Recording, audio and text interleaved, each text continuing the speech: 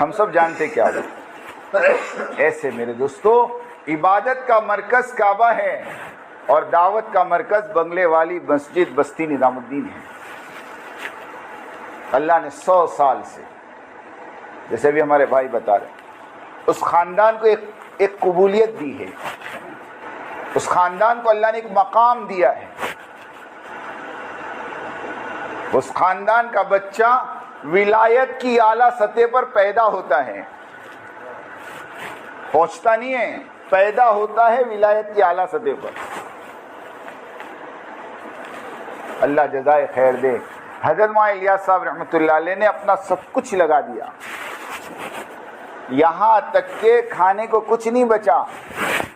تو اپنے ساتھ جو مرکز میں ہمارے اپنے پاس پڑھنے والے جو اس ٹائم کے میواتی تھے، ان کو کہا کہ ایک کام کرو، دیکھو میرے پاس اب تمہارے کو کھلانے کو کچھ نہیں ہے، میں تمہارے کو سفارش نامہ لکھ دیتا ہوں، دلی میں بہت سارے مدرسے ہیں، تم کسی مدرسے میں جا کے پڑھ لو، کیونکہ یہاں تو اب کچھ نہیں ہے.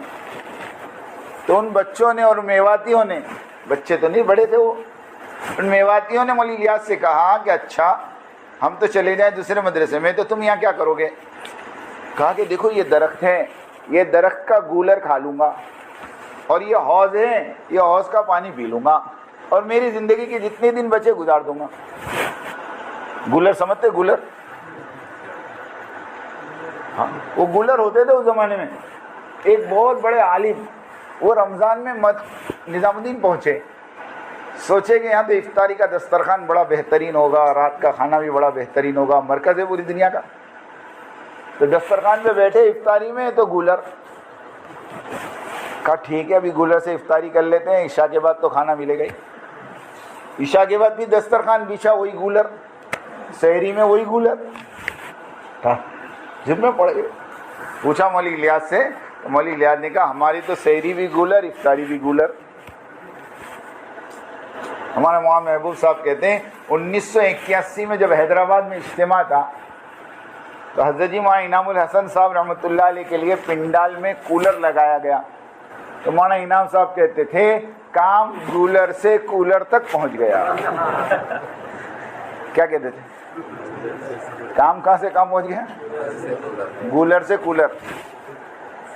یہ جملے تھے مولانا انعام صاحب کے. تو وہ بچے میواتی جو پڑھتے تھے مولانا کے ساتھ رہتے تھے، انہوں نے کہا کہ حضرت جب آپ گولر کھا کر اور پانی پی کر گزارا کر سکتے تو ہم بھی آپ کے ساتھ گولر کھائیں گے، پانی پئیں گے. جب کھانے کے زمانے میں آپ کو نہیں چھوڑا تو فاقے کے زمانے میں آپ کو کیسے چھوڑے؟ یہ اس گھر کا حال بتا رہا ہوں. کچھ بھی نہیں کھانے کو، بیوی بھوکی ہے، بچے بھوکے ہیں. مولوی یوسف صاحب اکیلے ہی تو تھے، مولوی یوسف صاحب اکیلے ہی تو تھے. ایک مرتبہ کا واقعہ ہے، اس کے بعد سے نظام الدین فاقہ نہیں آیا. میں وہ واقعہ سنا دوں خالی آپ کو. ایک مرتبہ کا واقعہ ہے کہ جماعت کھانا کھائی، ان کو کیا تکلیف ہوگی، جماعت کھانا کھائی، جماعت کھانا کھائی، پلیٹ میں تھوڑا کھانا بچ گیا. تو مولانا الیاس صاحب رحمۃ اللہ علیہ نے سائیڈ میں سے پلیٹ کو صاف کیا، کھانے کو بیچ میں کیا،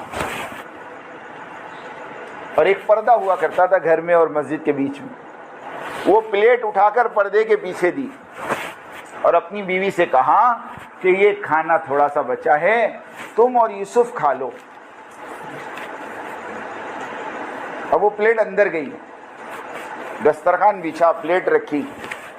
مولوی یوسف صاحب نے اور ان کی امی نے ہاتھ دھویا، اور جیسے دسترخوان پر بیٹھ کر پہلا نوالا ابھی اٹھایا بھی نہیں تھا، اتنے میں پردے کے پیچھے سے آواز آئی، ارے ایک اور جماعت آ گئی، وہ کھانا واپس کر دو.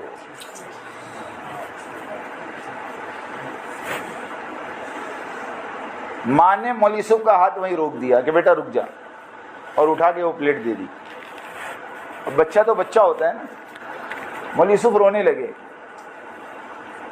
مولوی یوسف صاحب چھوٹے سے تھے، رونے لگے. مولوی الیاس کو پتہ چلا تو مولوی الیاس صاحب رحمۃ اللہ علیہ کو پتہ نہیں کیا ہوا. وہ اپنے کمرے میں گئے اور دروازہ اندر سے بند کر دیا. دروازہ اندر سے بند کر دیا، اور 20 منٹ یا آدھا گھنٹہ کچھ اندر کیا معلوم کیا کیا۔ اس کے بعد دروازہ کھول کے جب باہر آئے تو اپنی بیوی سے اور بیٹے یوسف سے اور اپنے ساتھیوں سے کہا کہ آج کے بعد اس چار دیواری میں قیامت تک فاقہ نہیں آئے گا، میں نے اپنے رب کو منوا لیا۔ یہ وہ ہستیاں ہیں، یہ وہ ہستیاں ہیں۔ جب مولانا الیاس صاحب رحمۃ اللہ علیہ کے زمانے میں فاقے شروع ہو گئے نا نظام الدین میں،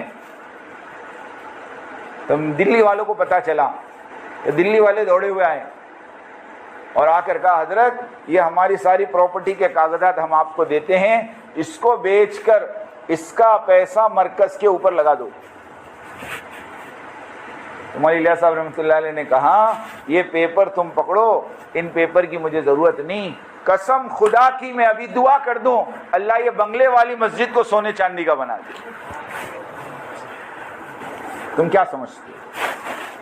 تم کیا سمجھتے ہو میرے اللہ کو؟ کیا میرا اللہ ان ٹکڑوں کا محتاج ہے؟ یہ استغنا تھا، یہ ہاں یہ استغنا تھا۔ حضرت مولانا زکریا صاحب رحمۃ اللہ علیہ کہتے ہیں میں اعتکاف میں تھا اور باہر لڑنے کی آواز آئی زور زور سے، میں گھبرایا کہ کیا ہوا نظام الدین میں باہر آیا تو مولوی یوسف صاحب رحمۃ اللہ علیہ ایک دلی والے کو غصہ کر رہے تھے۔ میں نے پوچھا کیا ہوا؟ تحقیق کی تو پتا چلا کہ وہ دلی والا بہت بڑی رقم لے کر آیا تھا مولوی یوسف کے پاس، اور آ کر مولوی یوسف صاحب کو کہہ رہا تھا کہ میرا ہدیہ لے لو، اور وہ مولوی الیاس کا بہت قریبی ساتھی تھا۔ تو حضرت مولانا صاحب رحمۃ اللہ علیہ اتنا غصہ اس پر کہ پورا مرکز جمع کر دیا کہ تیری ہمت کیسے ہوئی یہ پیسہ یہاں لانے کی۔ مولانا زکریا صاحب نے پھر مولانا یوسف کو کہا اجی یہ تمہارے ابا کے ساتھیوں میں ہیں اور تمہارے ابا کے زمانے سے آتے ہیں یہاں۔ جب ابا کا نام سنا تو تھوڑے ٹھنڈے پڑ گئے۔ مولانا زکریا صاحب تو بڑے تھے، مولوی یوسف صاحب کے سسرے ہوتے ہیں، مولوی یوسف کو پکڑ کے اندر لے گئے اور وہ جو ساتھی تھے ان سے معافی مانگا، وہ ان کا مزاج تھوڑا گرم ہے، یہ غصہ ہو گئے، معاف کرنا۔ تو وہ جو مالدار آیا تھا اس نے کہا کہ نہیں تمہارے معافی مانگنے سے میرا اتنا اثر نہیں ہوا جتنا اس آدمی کا استغنا دیکھ کر اثر ہوا۔ کتنا بے پرواہ آدمی اور کتنا اپنے آپ کو مال سے دور رکھنے والا آدمی کہ وہ مال بھی واپس لے گیا اور کہتے ہیں موت تک اس آدمی نے تبلیغ میں جان لگائی۔ میں مولوی الیاس صاحب کی بات کر رہا تھا، مولوی الیاس صاحب نے دعا کی کہ فائقہ نہیں آئے گا۔ پھر اللہ نے مولوی الیاس صاحب کو بلا لیا، پھر مولانا یوسف صاحب امیر بنے۔ تو ہم جو کہتے ہیں نا اختلاف تو اس زمانے میں بھی ہوا۔ جب مولانا الیاس صاحب رحمۃ اللہ علیہ کے بعد مولوی یوسف کو امیر بنایا تو مولوی یوسف صاحب تبلیغ میں نہیں لگے تھے، وہ تو اوپر بیٹھ کر کتاب لکھ رہے تھے۔ حضرت مولانا الیاس صاحب رحمۃ اللہ علیہ بار بار اپنے میواتی ساتھیوں کو کہتے تھے جاؤ یوسف کو کہو تبلیغ میں حصہ لیں، مگر وہ پورا دن اوپر کمرے میں بند رہتے تھے۔ لیکن کس کو معلوم تھا کہ اوپر جو کام ہو رہا تھا وہ تبلیغ کا ہی ہو رہا تھا۔ تو کیا کام ہو رہا تھا اوپر؟ حیات الصحابہ لکھی جا رہی تھی۔ ہاں حیات الصحابہ لکھی جا رہی تھی۔ لیکن جب مولانا زکریا صاحب رحمۃ اللہ علیہ نے مولانا عبد القادر صاحب رائے پوری رحمۃ اللہ علیہ سے مشورہ کر کے مولوی یوسف صاحب کو امیر بنا دیا تو اس وقت اختلاف کرنے والے مولانا احتشام الحسن کاندھلوی، جن کی کتاب پستی کا واحد علاج ہے، اگر یقین نہ آوے تو فتاوی محمودیہ پڑھ لینا۔ مولانا احتشام صاحب نے مفتی محمود الحسن صاحب کو مولوی یوسف کی شکایتوں بھرا خط لکھا تھا کہ اجی ایک 28 سال کا آدمی امیر بن گیا اور کبھی تبلیغ میں اس کے 4 مہینے نہیں لگے۔ لوگ ابھی کہتے ہیں نا، وہ اس ٹائم بھی سوال ہوئے تھے، سمجھ میں آئی بات؟ مجھے بتاؤ مولوی الیاس کے 4 مہینے کون سے صوبے میں لگے؟ ہاں بتا سکتا کوئی؟ ارے جس آدمی کی زندگی لگی ہو اس کا تم 4 مہینے کا پوچھو. ہاں عجیب بات ہے. تو مولانا احتشام صاحب مرکز چھوڑ کے چلے گئے. مولانا انعام صاحب کے بارے میں ملتا ہے مولانا انعام صاحب خود 1.5 سال کے لیے مرکز چھوڑ کے چلے گئے.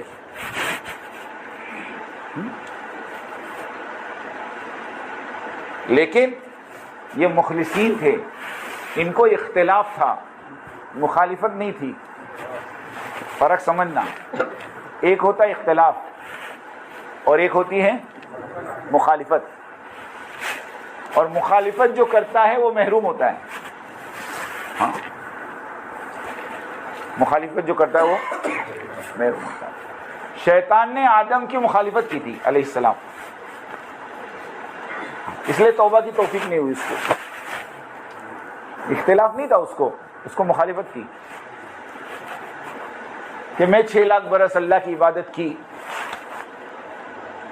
میں اتنا بڑا عابد, اور مجھے چھوڑ کے اللہ یوں کہے انی جاعل فی الارض خلیفہ, کہ زمین کا خلیفہ میں انسانوں کو بناؤں. یہ ہے کون میرے سامنے کا بچہ ابھی پیدا ہوا, ابھی پتلا بنا.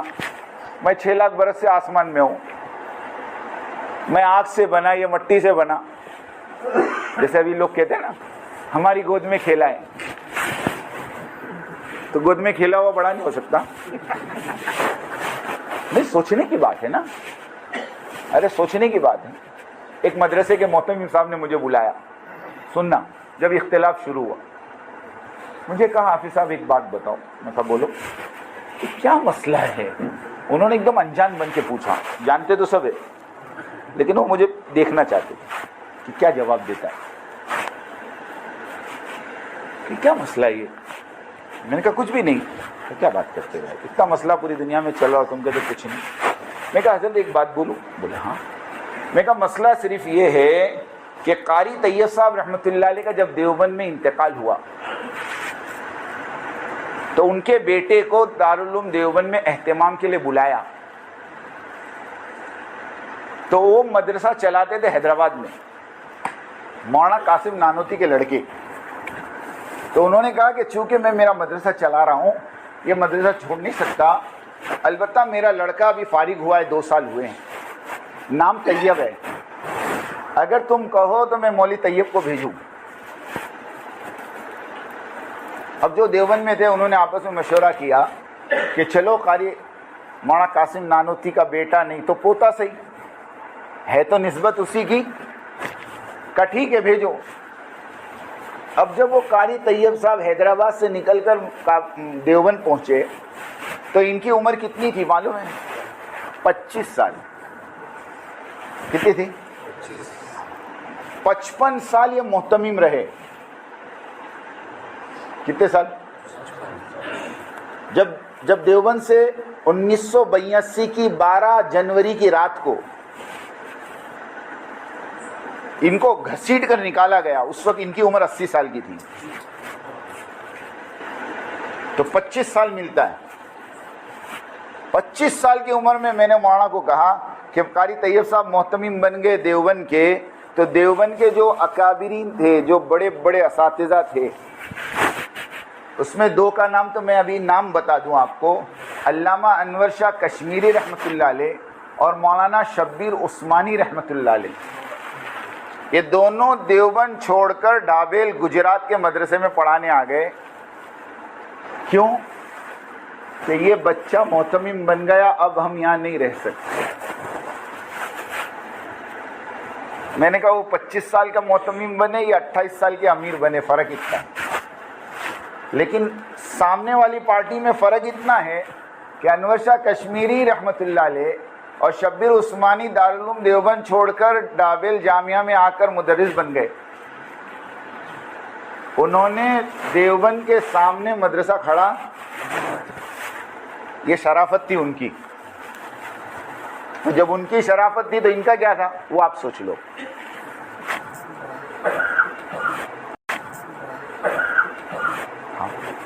ایسے مولانا الیاس صاحب رحمۃ اللہ علیہ کے بعد, سنو میری بات دھیان سے, مولانا یوسف صاحب رحمۃ اللہ علیہ جب امیر بنے تو مولانا انعام صاحب، یہ پوری دنیا سنیں گی بات، اور مولانا احتشام الحسن صاحب کندلوی دونوں چھوڑ کے چلے گئے. لیکن مولانا یوسف صاحب رحمۃ اللہ علیہ نے سمجھا بجھا کر 1.5 سال کے اندر ان دونوں کو واپس لے کر آ گئے. میں نے پہلے ہی کہا انہوں نے اختلاف کیا تھا اس لیے واپسی آسان تھی، مخالف لوگوں کی واپسی مشکل ہوتی. پھر زمانہ چلا مولانا یوسف صاحب کا، لیکن دشمنیاں پیدا ہو گئی مولانا یوسف صاحب سے. آ تو گئے لیکن دل میں بیچ پڑ گیا.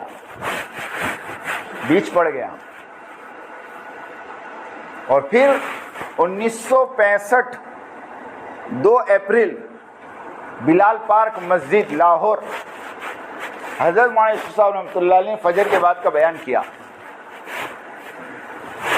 اور بیان سے پہلے یا بیان کے بعد ایک ناشتہ ہوا تھا. اب وہ ناشتے میں کیا تھا اللہ جانے، ورنہ 48 سال کی عمر میں آدمی اتنا جلدی نہیں جاتا جو پوری دنیا میں سفر کر رہا ہو.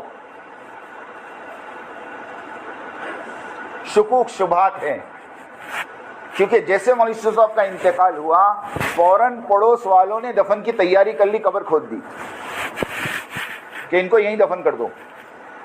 یہ باہر بات نہیں جانی چاہیے. وہ تو اللہ جزائے خیر دے مولانا زکریا صاحب کو، انہوں نے ضد کر کے مولانا یوسف صاحب رحمۃ اللہ علیہ کی لاش کو انڈیا بلوایا کہ نہیں یہ تو نظام الدین دفن ہوں گے، ورنہ کیا چکر تھا وہ اللہ جانے. لیکن بیج وہیں پڑ گیا تھا. پھر مولانا یوسف صاحب رحمۃ اللہ علیہ کا جب انتقال ہوا تو مولانا زکریا صاحب رحمۃ اللہ علیہ نے مولانا انعام صاحب کو امیر بنا دیا. مولانا انعام صاحب، بعضوں نے کہا کہ مولانا انعام صاحب کو امیر نہیں بنایا تھا، امین بنایا تھا، اور یوں کہا تھا کہ مولوی ہارون چھوٹے ہیں، یہ جب بڑے ہو جائیں تو امانت ان کے حوالے کر دینا. لیکن تقدیر کی بات ہے کہ مولوی ہارون صاحب بڑے ہی نہیں ہوئے یا بڑے ہونے نہیں دیا گیا. دونوں باتیں میں بہت باریکی بات کر رہا اور میرے پاس سب پروف ہے. کیونکہ جس دن مولوی ہارون صاحب کا انتقال ہوا مولانا یوسف صاحب کے لڑکے کا 1972 میں، تو اس وقت کا ایک واقعہ مفتی یوسف موطالعہ صاحب جن کا بھی انتقال ہوا انگلینڈ میں، ان کی آڈیو یوٹیوب پہ موجود ہے.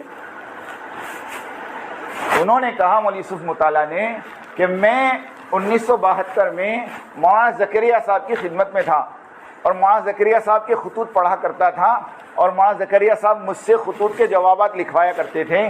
جب مولوی ہارون صاحب کا انتقال ہو گیا تو مولوی سعد صاحب کی والدہ نے، مولوی اظہار صاحب کی لڑکی نے مولانا زکریا صاحب کو خط لکھا.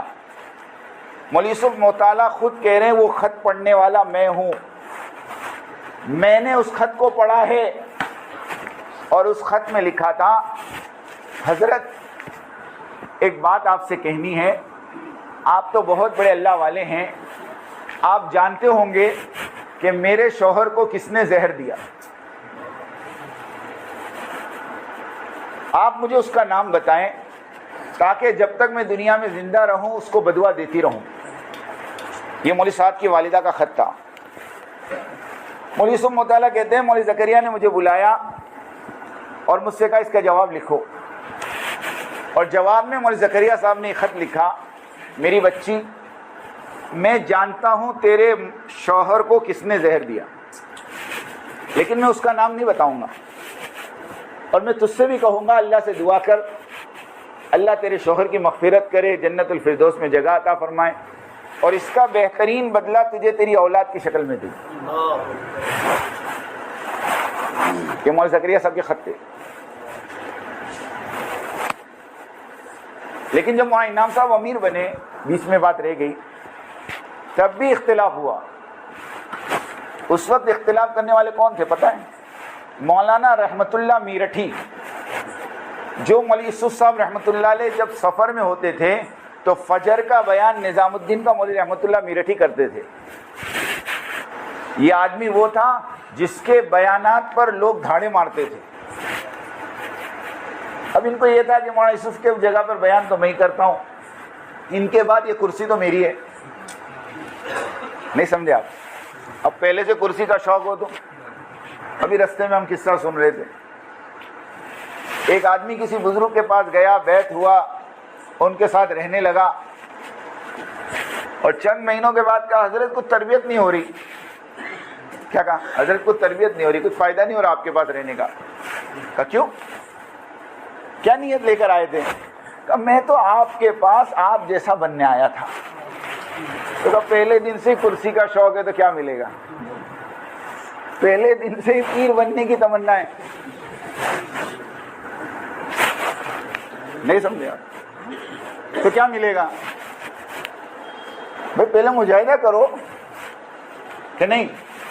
سمیر صاحب نے مثال دی, مفتی سمیر صاحب نے مثال دی.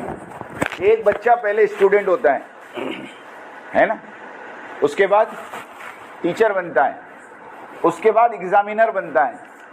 ارے ایسا ہی ہوتا ہے نا. بولے یہاں تو پہلے دن سے ایگزامینر بن جاتے ہیں. امیر صاحب کو 10 نمبر, فلاں کو 5 نمبر, فلاں کو 2 نمبر. پہلے دن سے فیصلہ کرتا, اس میں کچھ لینے کا نہیں, اس میں کچھ لینے کا نہیں, اس میں کچھ لینے کا نہیں. حضرت مولانا صاحب فرماتے ہیں جو اپنے ساتھیوں کے بارے میں یوں کہوے کہ اس کا میرے یہاں کوئی مقام نہیں, قسم خدا کی اس کا خود اللہ کے یہاں کوئی مقام نہیں.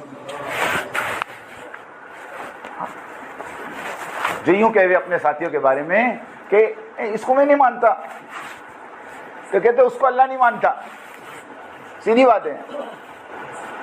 ہاں, تو پہلے دن سے جذبہ یہ تھا کہ مولانا یوسف کے بعد میں امیر بنوں, اور جب امارت نہیں ملی تو چھوڑ کے چلے گئے.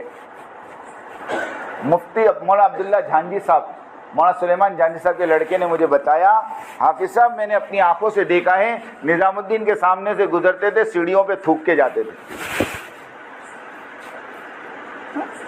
یہ بھی چھوڑ کے گئے, اور ان کے ساتھ 40 آدمی نکلے ہیں. لیکن قسم خدا کی کھا کے کہتا ہوں, پوری تبلیغ کی 100 سال کی تاریخ میں چھوڑنے والے تو بہت ملیں گے, لیکن چھوڑنے کے بعد مورچہ کھڑا کرنے والے ان کے سوا کوئی نہیں. یہ بات ہے. اس لیے یاد رکھو میرے دوستو, کام نبیوں کا ہے اور کام صحابہ کی سیرت پہ ہوتا ہے. ہاں, جب یہ اختلاف کر کے باہر نکلے تو ان کو 2 باتیں پیش کی گئی تھی. میں آپ کو بات بتاؤں اندر کی, 2 باتیں پیش کی گئی, اور دونوں باتیں سیرت سے تھیں.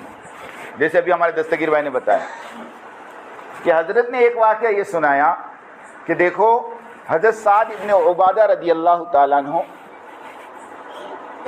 اللہ کے نبی کی دنیا سے جانے کے بعد انصار کے امیر بننا چاہتے تھے, اور سارے انصاروں کو جمع بھی کر لیا تھا کہ میرے ہاتھ پہ بیعت کر لو. لیکن حضرت عمر نے کہا کہ نہیں, امیر تو ایک ہی ہوگا اور وہ ابو بکر ہوگی. یہ نہیں ہو سکتا کہ مہاجرین کا امیر ابو بکر ہو, انصار کا امیر سعد بن عبادہ ہو. یہ نہیں ہو سکتا. یوں کہہ کر سارے انصاروں کو سمجھا کر ابو بکر کے ہاتھ پہ بیعت کروائی. لیکن سعد بن عبادہ رضی اللہ تعالیٰ عنہ نے یوں کہا کہ میں بیعت نہیں کروں گا. حضرت ابو بکر نے کہا کوئی بات نہیں, آپ بیعت مت کرو, لیکن رہو ہمارے ساتھ, رہو ہمارے ساتھ. سعد ابن عبادہ رضی اللہ تعالیٰ عنہ نے 2.5 سال تک بیعت نہیں کی. سنو, 2.5 سال تک. لیکن حضرت فرماتے ہیں ابو بکر رضی اللہ تعالیٰ عنہ کا کوئی مشورہ نہیں چھوڑا, مسجد نبوی کی نماز نہیں چھوڑی, اور مدینہ شہر نہیں چھوڑا. اب میں آپ کو واقعہ بتا رہا ہوں, تو کیا سیرت کا واقعہ یہ نہیں جانتے؟ ارے جانتے کہ نہیں جانتے؟ اختلاف کیا ہے لیکن حدود میں رہ کر. حضرت نے فرمایا تمہیں مجھ سے اختلاف ہے, کوئی بات نہیں, مجھ سے اختلاف کرو, مگر یہاں سے مت جاؤ. ایک آدمی سیدھے سادے لباس میں شرٹ پینٹ میں آیا میرے پاس, بیٹھ کے بات کرنے لگا. مجھے نہیں معلوم کہ یہ ایک مخصوص قوم کا ہے, وہ میں نہیں بتاتا, مجھے بالکل اندازہ نہیں تھا. اور میں نے اس کے سامنے ایک دم سے کہہ دیا, میں نے کہا اپنے والے تو بریلوی سے گئے گزرے نکلے. تو ایک دم مجھے دیکھنے لگا, کیا کہہ رہے ہو آپ؟ میں کہا ہاں, اپنے والے تو بریلوی سے بھی گئے گزرے نکلے. کہا کیا مطلب؟ میں نے کہا دیکھو نا, بریلوی والوں نے مکہ اور مدینے کے امام کو تو جھٹلایا مگر مکہ مدینہ جانا نہیں چھوڑا. سمجھ میں؟ ارے سمجھ میں آئی؟ اختلاف امام سے ہے, ہم نماز نہیں پڑھیں گے لیکن مکہ مدینہ جانا. تو جب مرکز نظام الدین کے امام سے اختلاف ہے تو مرکز کیوں چھوڑو؟ ایک صاحب کہہ رہے تھے ہم تو اکابرین ثلاثہ کے ماننے والے ہیں. میں نے کہا اکابرین ثلاثہ کی قبر پر فاتحہ پڑھنے سے بھی محروم ہیں کہ قبر بھی اندر ہے. قبر بھی کہاں ہے؟ ارے اکابرین ثلاثہ کی قبر کہاں ہے؟ اکابرین ثلاثہ کے ماننے والے قبر پہ فاتحہ پڑھنے سے محروم ہے. بولو دنیا کیا تماشا دیکھ رہی؟ تھوڑی سی عقل ہو تو آدمی کھول دے. سمجھنے کی بات ہے دوست. تو ایک بات تو سعد ابن عبادہ کی سنائی, اور دوسری بات حضرت نے فرمائی کہ حضرت ابو ذر غفاری رضی اللہ تعالیٰ عنہ کو حضرت عثمان غنی سے اختلاف تھا اور بہت لڑائی ہوتی تھی, مشوروں میں جھگڑوں پر جھگڑے, کیونکہ ابو ذر غفاری شدت پسند آدمی, وہ ذرا بھی چلنے نہیں دیتے تھے. نہیں سمجھے؟ کسی نے ان کو کہا کسی کے پاس 20 دینار ہو تو کتنی زکوٰۃ دینے کا؟ حضرت ابو ذر نے کہا 20.5 دینار. کتنے دینے کا؟ 20.5 دینار ہی 20 ہے تو کیا وہ 20 کیوں جمع کیا؟ 5 دینار اوپر دینے کا جمع کیوں کیا؟ اس کی سزا بولے. اب ایسا مزاج کا آدمی, اور حضرت عثمان غنی کے زمانے میں مال آ رہا ہے تو مسجد کی نوعیت بدل گئی, مسجد کے اندر نقش و نگار ہو گئے. تو ابو ذر غفاری کو اختلاف ہوا, ابو ذر غفاری کو اختلاف ہوا. تو حضرت عثمان غنی رضی اللہ تعالیٰ عنہ نے سارے صحابہ سے مشورہ کیا کہ بھئی اس کا کوئی حل نکالو, یہ روز کے جھگڑے, اور ایک حل تو نکالنا چاہیے نا. تو حل یہ نکالا کہ ابو ذر غفاری کو بٹھا کر کہا کہ دیکھو ہمارا مشورہ یہ ہے کہ آپ جو ہے مدینے سے باہر ایک جگہ ہے ربضہ, ہم مشورے سے وہ جگہ آپ کے لیے طے کر دیتے ہیں, آپ وہاں جا کے رہو اور اپنی زندگی کے آخری دن وہاں گزار لو. تو ابو ذر چونکہ مخلص تھے نا اور اختلاف تھا, مخالفت نہیں تھی, تو اپنے امیر کی اطاعت کی اور جا کر ربضہ رہنے لگے. آپ لوگ کئی واقعات ربضہ کی پڑھے ہوں گے. وہ واقعہ پڑھا ہوگا کہ ایک غلام رکھا انہوں نے اور پھر وہ اونٹ دوسرا لے کر آیا, ہے نا؟ ارے پڑھا کہ نہیں فضائل اعمال میں؟ اور وہ واقعہ بھی پڑھا ہوگا کہ جب انتقال کا وقت قریب آیا تو اپنی بیوی کو کہا کھانا پکاؤ, تو کہا کس کے لیے؟ کہا ایک جماعت آئے گی جو مجھے دفن کرے گی. تو وہ جنگل میں رہتے تھے, اختلاف تھا ان کو. تو حضرت نے فرمایا کہ اگر تمہیں اختلاف ہے تو تم ہمارے پاس آؤ, ہم مشورے سے کوئی جگہ آپ کے لیے طے کر دیں, آپ وہاں رہ جائیں. ارے بولو سیرت کا فیصلہ تھا نا. اب اتنی بڑی بات سمجھ میں نہیں آ رہی. اب لوگ مجھے کہتے ہیں کہ تم کو زیادہ سمجھ میں آتا ہے کہ ان کو. میں نے کہا ایک بات بول, سیدھی سیدھی بات بول. ایک عالم شیخ الحدیث وہ کعبۃ اللہ کی طرف بیٹھ کے پیشاب کرے اور میرے جیسا جاہل اس کو کہے حضرت قبلہ ہے, تو تیرے جیسا کوئی جاہل وہاں کھڑا ہو کہ تیکو زیادہ سمجھ پڑتی کہ شیخ الحدیث کو, یہ بات تو ہم کو بھی سمجھ پڑتی. ارے اتنی تو ہم کو بھی عقل ہے نا بھائی. ہم یہ نہیں کہہ رہے اختلاف غلط ہے, ہم کہہ رہے ہیں اختلاف کے بعد جو طریقہ ہے وہ غلط ہے. یہ طریقہ نہیں ہوتا اختلاف کا, ورنہ صحابہ میں اختلاف اس سے بڑے ملیں گے.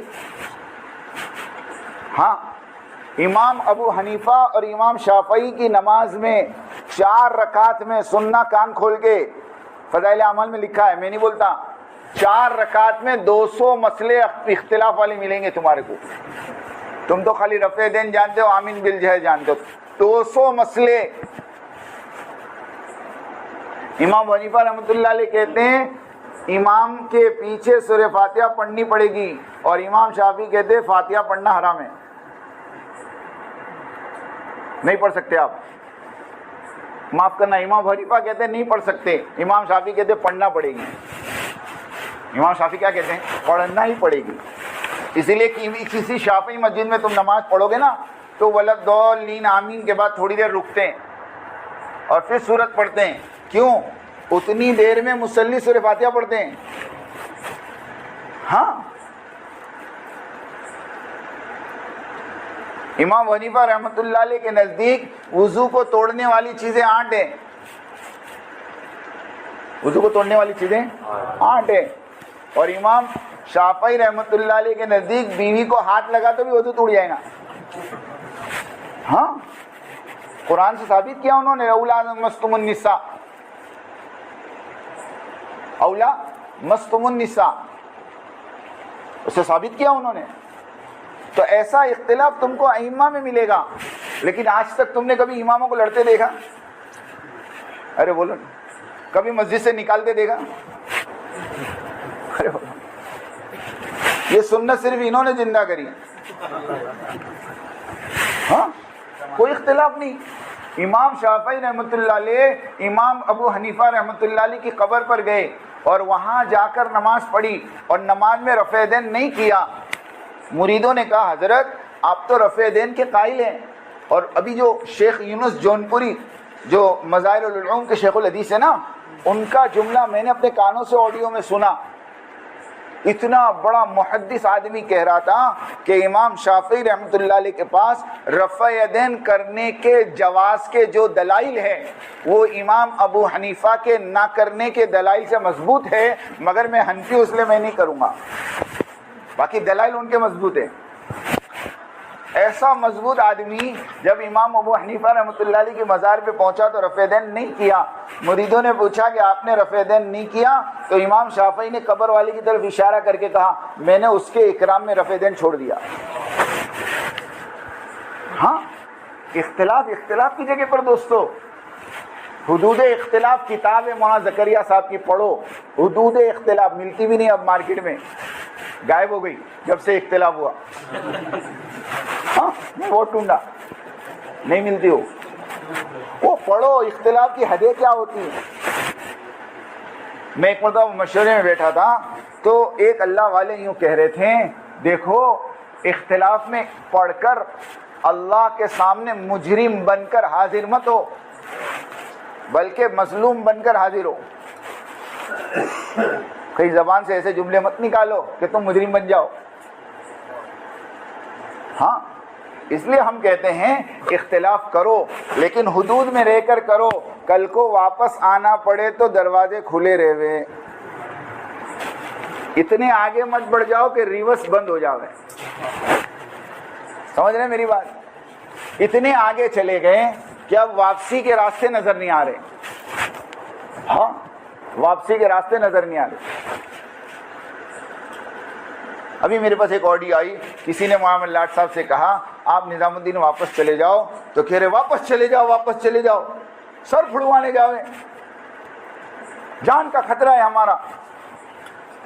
تو حضرت مولانا سعد صاحب نے کہا کہ مولانا یوسف صاحب رحمۃ اللہ علیہ کو 1947 میں یوں ہی کہا تھا کہ جب دیش بٹا تھا، کہا آپ پاکستان چلے جاؤ، نظام الدین میں آپ کی جان کو خطرہ ہے۔ تو مولانا یوسف صاحب رحمۃ اللہ علیہ نے کہا تھا کہ جان سے زیادہ مرکز بچانا فرض ہے۔ کیا بچانا فرض ہے؟ اور اب کیا کہہ رہے لوگ؟ جان بچانا فرض ہے۔ تو پوچھو جان بچانا فرض ہے، مرکز بچانا فرض ہے؟ اس کے لیے میرے دوستوں میں یہ ساری باتیں اس لیے نہیں کر رہا، بلکہ میں تو آپ لوگوں کو صرف اطمینان دلانا چاہتا ہوں کہ اللہ کا روزانہ 2 رکعت پڑھ کر شکریہ ادا کریں کہ اللہ پاک نے ہمیں بہت صحیح جگہ پر اور بہت صحیح امیر کی عمارت میں کام کرنے کی اللہ نے توفیق۔ سچی کہتا ہوں، ایسا آدمی زندگی میں میں نے کبھی نہیں دیکھا، بلکہ دنیا نے نہیں دیکھا۔ ہمارے بمبئی کے ایک ذمہ دار کہہ رہے تھے میں 15 دن کینیڈا ساتھ میرا حضرت کے علاج کے لیے، 15 دن 24 گھنٹے میں نے حضرت کے دیکھے، حضرت صرف نماز کے ٹائم پہ نماز، ورنہ منتخب حیات الصحابہ، منتخب حیات الصحابہ، بس اس کے علاوہ کوئی عمل ہی نہیں ان کے پاس۔ نہ کسی کی غیبت سنتے ہیں، نہ کسی کی غیبت کرتے ہیں۔ سچی کہتا ہوں، نہ کسی کی غیبت کرو نہ کسی کی غیبت سنو۔ اس کے لیے اللہ کے واسطے دوستو اس کام کی قدر کرو، اپنے امیر کی قدر کرو، اپنے مرکز کی قدر کرو، جتنا کہا جا رہا اتنا کرو، جیسا کہا جا رہا ویسا کرو۔ یہ سیرت سے ملے گا آپ کو۔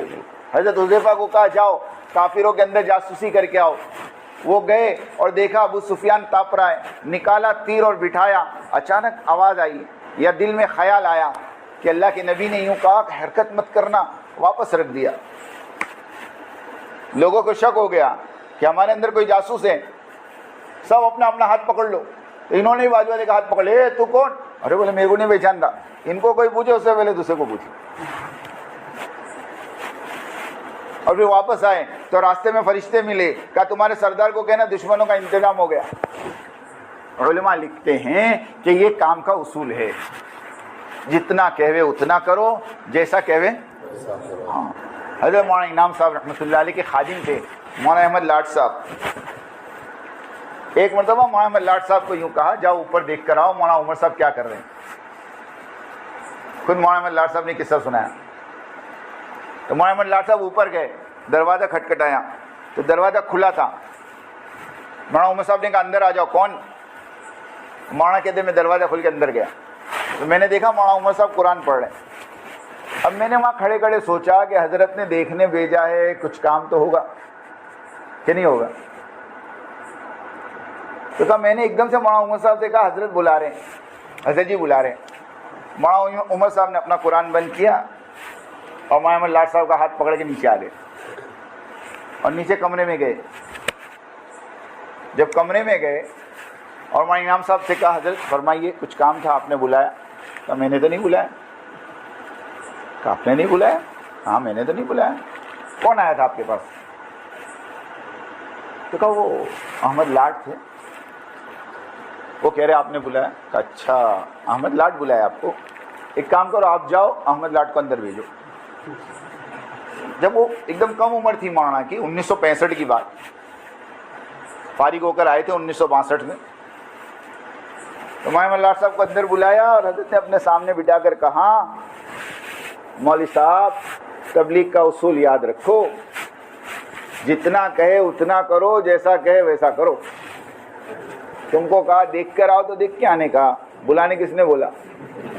بلانا ہوتا پھر میں بھیجتا۔ اپنے دماغ کے گھوڑے مت دوڑاؤ۔ سنو اس وقت نظام الدین سے جو بات کہی جا رہی وہ کرو تو تمہاری ترقی ہے، اس سے ہٹ کر ترقی ہو ہی نہیں سکتی، اس سے ہٹ کر ترقی ہو ہی نہیں سکتی۔ ہاں لوگ تم کو گمراہ کریں گے، یہ نہج نہیں ہے وہ نہج نہیں ہے۔ میاں جی محراب صاحب رحمۃ اللہ علیہ کا جملہ ان کو سناؤ جو تم کو کہوے نا نہج نہیں ہے، اس کو میاں جی محراب صاحب کا جملہ سناؤ۔ میاں جی محراب صاحب رحمۃ اللہ علیہ فرمایا کرتے تھے بنگلے والی مسجد کے ممبر سے جس زمانے میں جو بات کہی جائے وہ اس زمانے کا نہج ہوگا۔ بات ختم ہو گئی۔ کیا کہا؟ بنگلے والی مسجد کی مرکز سے جس زمانے میں جو اصول بتایا جاوے وہ اس زمانے کا نہج ہوگا۔ اس زمانے کا نہج یہ ہے، نہیں سمجھا کہ مسجد کی آبادی اور ایک دن فضائل اور ایک دن منتخب کی تعلیم، گھروں کے اندر قرآن کے حلقے، اس میں ہمیں کوئی اختلاف نہیں ہونا چاہیے۔ یہ سب عہد کرو انشاءاللہ کریں گے، کریں گے سب، اس میں کوئی اختلاف نہیں ہے۔ ہاں ایک صاحب نے مجھے کہہ رہے تھے وہ ایک ہی کتاب تھی اچھی خاصی، یہ دوسری کتاب شروع کر دی، کتنا انتشار ہے نا دنیا میں۔ میں نے کہا ٹھیک ہے، آپ کو کس نے کہا ایک تھی؟ تو کہ ایک ہی تو تھی۔ میں نے کہا ایک تھوڑی تھی، حضرت مولانا الیاس صاحب رحمۃ اللہ علیہ کے زمانے میں 5 کتاب تھی۔ کہ ہاں 5 تھی؟ میں کہا ہاں 5 تھی۔ کون سی؟ میں کہا سن، ایک حکایت صحابہ تھی، ایک فضائل نماز تھی، ایک فضائل تبلیغ تھی، ایک فضائل ذکر تھا اور ایک فضائل قرآن تھا۔ کتنی کتاب ہوئی؟ 5 تھی نا۔ اس کے بعد فضائل صدقات کب لکھی گئی؟ میں دلیل دوں، فضائل صدقات کا آخری صفحہ جہاں فضائل صدقات ختم ہوتی ہے نا، اس پہ لکھا ہے الحمدللہ یہ کتاب سن 1949 میں پوری ہوئی. 1949 میں فضائل صدقات اور فضائل حج لکھی گئی. اب مولانا الیاس صاحب کا انتقال تو 44 میں ہو گیا تھا. 44 میں ہو گیا تھا نا. کتاب کب لکھی؟ 5 سال کے. تو فضائل صدقات کو تعلیم میں کس نے شامل کیا؟ مولانا یوسف صاحب نے شامل کیا. تو 5 سے 2 ہو گئی. کتنی ہو گئی پھر میں نے کہا مولانا انعام صاحب کا زمانہ آیا تو مولانا انعام صاحب نے پستی کا واحد علاج ایک نام کی کتاب مولانا احتشام صاحب کی اس کو جوڑ دی. کتنی ہو گئی؟ اب مولانا الیاس کے زمانے میں 5, مولوی یوسف صاحب کے زمانے میں 7, مولوی انعام صاحب کے زمانے میں 8. ہر زمانے میں ایک ایک بڑی نا. تو ابھی بڑی تو تمہارے پیٹ میں کائے کو دکھا بولو تو ایک کا دے نا. میں کہا میں 7 میں بائنڈنگ کر دیتا. منتخب بھی فضائل عمل اتنی موٹی ہوتی. ایک پڑھو نا, 2 کائے کو پڑھتے. تو تم 7 کتاب 7 میں بائنڈنگ کرو. دنیا کو ایک کتاب ایک. ہم کیا بے وقوف ہے؟ میں نے میری آنکھوں سے 1995 میں اور 94 میں جب میرا شروع کا وقت تھا, ہمارے والد صاحب کے پاس تبلیغی نصاب کر کے کتاب دیکھی. فضائل اعمال کے الگ رسالے ہوتے تھے, فضائل ذکر کے الگ ہوتے تھے کہ نہیں. اس زمانے میں 2 روپے کے ملتے تھے, 1.5 روپے کا, 2 روپے کا. یہ تو زبردستی کی ایک بات ہے. بغیر مشورے کے مجھے یہ بتاؤ مشورے کا اصول کیا؟ کہ مشورے کا اصول یہ ہے کہ آپ مشورے میں بیٹھ کے رائے دے دو, اور رائے دینے کے بعد امیر اگر تمہاری رائے کے خلاف فیصلہ کر دے تو تمہارے ماننا کہ نہیں ماننا؟ اچھا امیر قلت رائے کثرت رائے کا پابند ہے کیا؟ ہاں, بلکہ میرے کو تو یہ اصول سکھایا گیا بچپن میں کہ تمہاری رائے پر فیصلہ ہو جائے تو ڈرو, اور تمہاری رائے پر فیصلہ نہ ہو تو خوش ہو جاؤ. ارے صحیح ہے کہ نہیں؟ اب مشورے میں بیٹھے ہیں, 4 آدمی نے کہا کتاب نہیں چلنی چاہیے اور 5 نے کہا چلنی چاہیے. اب امیر نے فیصلہ کر دیا کہ چلے گی. اب وہ 4 کہے نہیں ہم نے تو نہ بولا تھا, کہیں کو چلائے.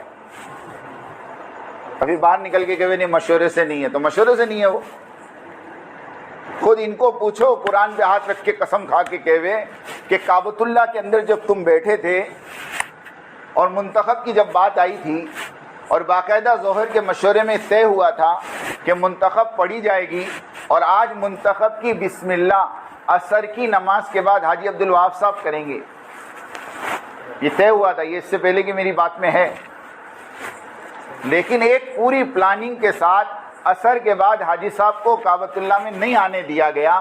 وہ نہیں آنے دینے والے کون تھے؟ آپ تحقیق کرو. پھر حضرت نظام الدین میں آ کر حضرت نے مشورہ کیا اور پھر بات رکھی کہ بھئی یہ چیز ہوئی ہے اور اس کو کیا کرنا. سارے نظام الدین کے اکابرین نے کہا ہونی چاہیے ان چند کے علاوہ, اور وہ چیز مشورے سے طے ہوئی.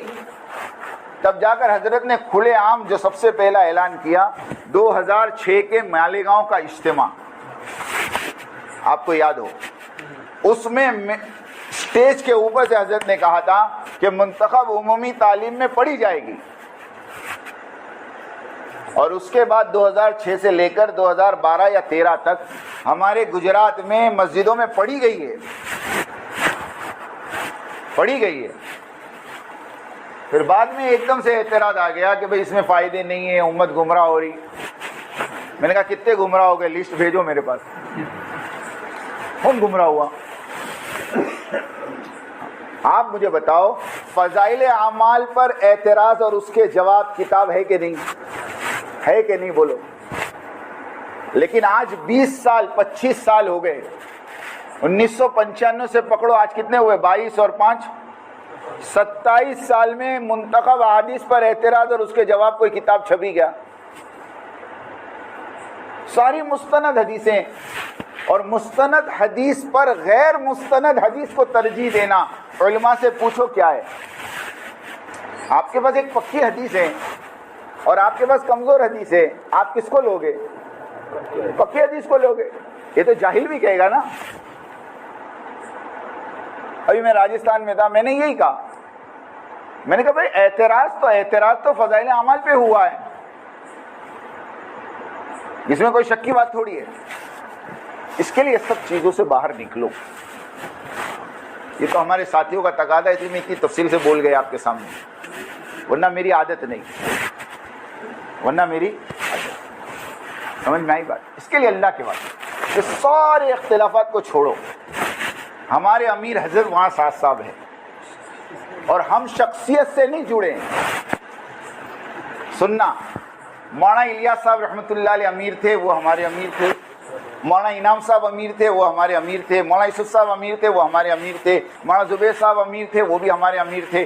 اب مولانا سعد صاحب امیر ہے، وہ ہمارے امیر ہے، اور اس کے بعد جو امیر بنے گا وہ بھی ہمارا امیر ہوگا، مگر شرط ہے کہ نظام الدین سے جڑا ہو.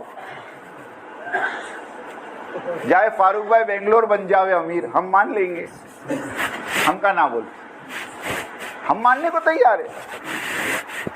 لوگ کہتے ہیں ہمارے بڑے ہمارے بڑے. میں نے کہا ہمارے بڑے تو نظام الدین سے جڑا وہ بڑا، باقی سب کو بزرگ مانیں گے، عالم مانیں گے، مفتی مانیں گے، اپنے سے بڑا تقوی والا مانیں گے، مگر بڑا نہیں مان سکتے. ہماری کچھ مجبوری ہے. ہمارے بڑے تو نظام الدین مانے. سمجھ میں آئی بات؟ اور پھر کوئی اعتراض کرتا ہے کہ حضرت کو امیر کس نے بنایا. ایسا سوال ہے کہ جس کا کوئی ہاتھ پیر نہیں. پوری دنیا جانتی ہے، پوری دنیا جانتی ہے کہ جب حضرت مولانا انعام صاحب کا انتقال ہوا ہے تو 3 دن تک مشورہ ہوتا رہا بنگلے والی مسجد میں، اور وہ مشورہ امیر بنانے کا ہو رہا تھا. اب آپ کہو کہ نہیں جی وہ تو مولانا الیاس صاحب کہہ کر گئے تھے کام کو شورا کے حوالے کرو، تو پھر مولانا یوسف صاحب کو اور مولانا انعام صاحب کو امیر کائے کو بنائے.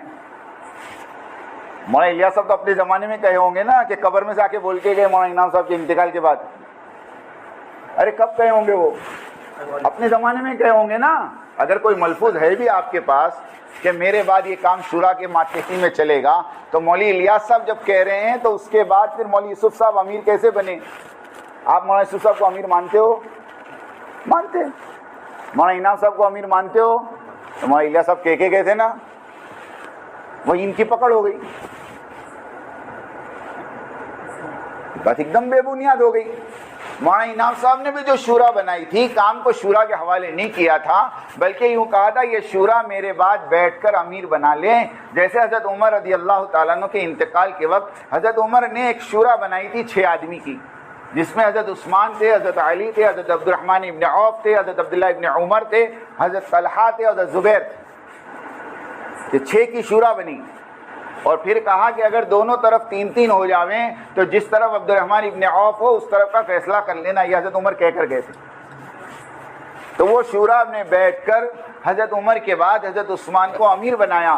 ایسے حضرت مولانا انعام صاحب نے 10 آدمی کی شورا بنائی، اور وہ شورا مشورہ کرنے بیٹھی تھی امیر کا.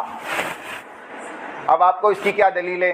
اس کی دلیل یہ ہے کہ اس مشورے کے اندر مولانا سعد صاحب نے یوں کہا تھا کہ اگر تم مجھے امیر بناؤ گے تو مولانا زبیر صاحب والے کٹ جائیں گے، اور مولانا زبیر صاحب نے کہا تھا اگر تم مجھے امیر بناؤ گے تو میری سعد صاحب والے کٹ جائیں گے. اب میں آپ سے ایک سوال کرتا ہوں، ایمانداری سے بتاؤ، مشورے میں ایک آدمی یوں کہہ رہا ہے اگر تم مجھے امیر بناؤ گے تو میرے والے ان کے والے کٹ جائیں گے، وہ کہہ رہے ہمیں بناؤ. تو امیر بننے کا مشورہ چل رہا ہے، تبھی تو امیر کی باتیں آ رہی. اگر شورا کے حوالے تھا تو کرنے کی کیا ضرورت تھی 3 دن تک ناٹک. آخر میں 13 محرم، سنو، 13 محرم، 10 محرم کو حضرت جی کا انتقال ہوا. 13 محرم کو نظام الدین میں جو کرسی ہے نا، کرسی، ہاں، وہاں پر کھڑے ہو کر حضرت میاں جی مہراج صاحب رحمۃ اللہ علیہ کمرے میں سے نکلے اور آ کر کہا کہ ہماری ساری شورا کے مشورے سے اب یہ کام 3 لوگوں کے حوالے ہوا ہے، اور 3 لوگ اس کام کو لے کر چلیں گے. اس میں ایک مولانا اظہار صاحب، ایک مولانا انعام صاحب، مولانا زبیر صاحب اور ایک مولانا سعد صاحب. یہ تینوں کے حوالے کام ہو گیا. جب مولانا اظہار کا انتقال ہو گیا تو مولانا سعد اور مولانا زبیر صاحب کام لے کر چلتے رہے. اب مولانا زبیر صاحب کا انتقال ہو گیا تو کون بچا؟ بھائی مشتاق صاحب کہتے تھے غزوہ موتا کے اندر اللہ کے نبی نے کہا، کیا کہا معلوم؟ کیا کہا؟ زید بن حارثہ امیر ہوں گے، اور وہ شہید ہو جائیں تو جعفر ابن ابی طالب، اور وہ شہید ہو جائیں تو عبداللہ ابن رواحہ، اور وہ شہید ہو جائیں تو مسلمان جس کو چاہے امیر.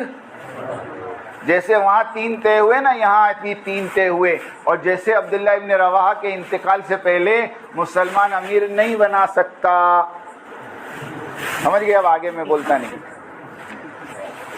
ہو گئی بات صاحب؟ ایک دم سیدھی بات ہے. اور مجھے بتاؤ حضرت معاذ صاحب کے علاوہ کون ہے دنیا میں جس کو پوری دنیا امیر تسلیم کرے؟ لا کے دو چلو. ارے کوئی کو قبول کر سکتی ہے؟ آپ سوچو نا، اس خاندان کے علاوہ کوئی خاندان بیٹھ سکتا ہے کہ نہیں؟ اللہ نے ان کو ایک مقام دیا بھائی، وہ امت کو لے کے چل رہے، ہم ساتھ دیں ان کا. ورنہ میں بھی ایک سوال کر سکتا ہوں، حضرت علی کو کون امیر بنایا؟ لاؤ پوری دنیا میں میرے پاس جواب. کون سی شورا نے، کون سے مشورے سے حضرت علی امیر بنے بھائی؟ ہاں پوچھو جا کر کہ حضرت عثمان غنی رضی اللہ تعالیٰ کے زمانے میں سارا کام کاج حضرت علی سنبھالتے تھے. جب حضرت عثمان غنی کا انتقال ہو گیا تو ساری چیزوں پر حضرت علی نے کنٹرول کر کے امیر بن گئے. ہاں ایسا ہوا ہے. سمجھ میں آئی بات؟ یہ سب چھوڑو. اب یہ طے کرو کہ انشاءاللہ ہمیں موت تک اطاعت کے ساتھ مرکز کی اور مرکز کے امیر کی اطاعت کے ساتھ کام کرنا ہے. کون کون کرے گا؟ ذرا ہاتھ اٹھاؤ. انشاءاللہ سب کرے گا. ہاں جان دے دیں گے لیکن امیر کی اطاعت کو نہیں. یہ ہر زمانے کے مسلمانوں کا اصول ہے.